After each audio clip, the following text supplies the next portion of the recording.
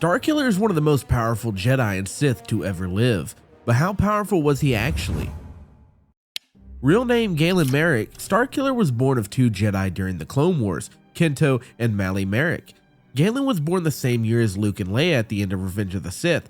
It's said that Marek was intended to be the photo-negative version of Luke Skywalker and is supposed to show how powerful Luke would have been if he were trained under Vader. Starkiller had one of the highest midichlorian counts of any individual in Star Wars, clocking in between 18,000 to 22,000. To put that into perspective, Darth Sidious has a midichlorian count of 20,000, and Anakin Skywalker held the absolute highest at 27,000. One of Starkiller's unique and staple moves is a Force Shockwave, launching a huge outburst of Force energy mixed with Force Lightning that disintegrated multiple squads of stormtroopers at one given time.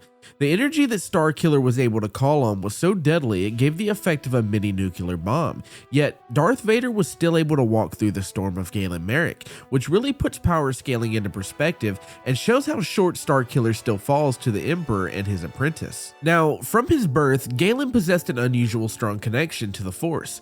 His raw power as a child was so impactful that Vader mistook his Force signature for that of his father, a Jedi Master. Galen was even able to telekinetically disarm Darth Vader as he attempted to strike his father down, which is a feat in and of itself considering Vader's connection to the Force. Vader was absolutely impressed by this child as his Force abilities were off the charts. He immediately saw Galen's potential and thought of the ways that he could use him to further his own agenda. Starkiller is known for his ability to throw around 26,000 plus pound TIE fighters like baseballs, crushing troopers with their own fleet. Our best comparison to this is when Luke stopped an AT-AT in its tracks with just the Force, but TIE fighters are nothing compared to what Starkiller pulled off on Raxus Prime. During a chaotic battle on the planet, Starkiller grabbed a damaged Imperial Star Destroyer out of the sky and brought it to the ground. This is something that we've never seen before. To put it into perspective, a Star Destroyer is about 40,000 tons and is the length of over 14 football fields. Not only did Marek bring it to the ground, he turned it mid-air and gave it a crash landing that minimized damage to the planet and its surroundings. But how does Starkiller stack against other Jedi and Sith? Darth Vader trained Galen Marek as a full-blown Sith assassin and tasked him with killing the remaining members of the Jedi Order. Starkiller is credited for killing Jedi Master Shaak Ti and even defeated Darth Vader himself in combat. As a result of his accomplishments, Darth Sidious acknowledged Galen Marek as worthy of being his successor. But Sidious also understood that keeping Starkiller around could backfire on him, so Sidious made Vader turn against Galen.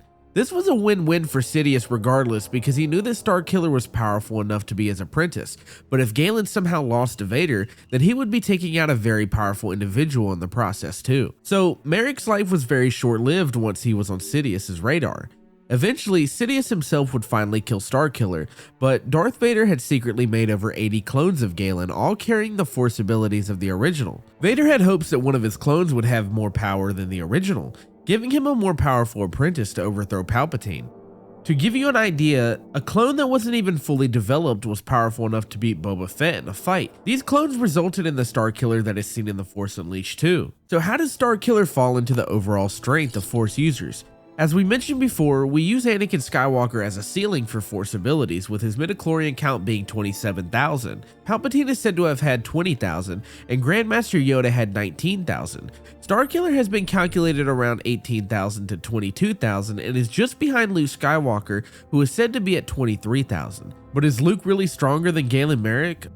Of course, if we're talking about Luke from the sequel trilogy, there's no question. Starkiller would take the win easily.